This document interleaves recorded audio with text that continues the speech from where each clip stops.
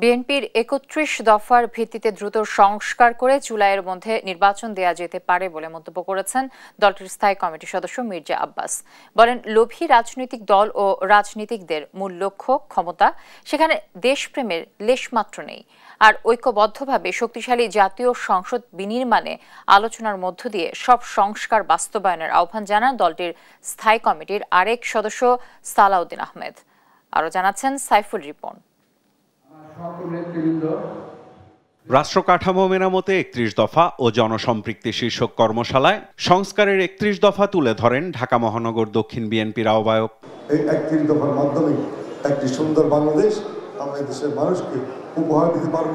প্রধান অতিথির বক্তব্যে বিএনপির স্থায়ী কমিটির সদস্য মির্জা আব্বাস বলেন, সংস্কারের কথা বলে নির্বাচন পেছানোর অপচেষ্টা চলছে, এমন ধারণা এখন অমূলক নয়। ৩১ দফা কর্মসূচি যেটা আছে, আমাদের কার্যক্রম যেটা আছে, এটাকে এই সরকার কিছুটা এদিক করে হলো সংস্কার কাজ দ্রুত শেষ করে দিতে পারে এবং দ্রুত জুন জুলাইয়ের মধ্যে নির্বাচনের ঘোষণা দিতে পারেন।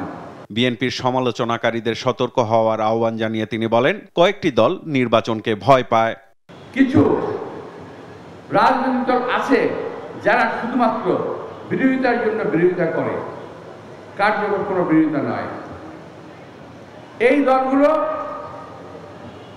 পাকিস্তান সৃষ্টির লগ্ন থেকে ভারত বিভক্তির থেকে শুরু করে আজ পর্যন্ত শুধু বিরোধিতাই করে গেল।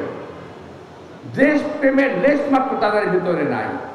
এই বাংলাদেশ কারো তালুকদারি নয়, এই বাংলাদেশের জনগণের। সুতরাং কথাবার্তা বলার সময় হিসেব করে বলবেন, যাতে আমাদেরকে বেহিসেবি কথা বলতে না হয়।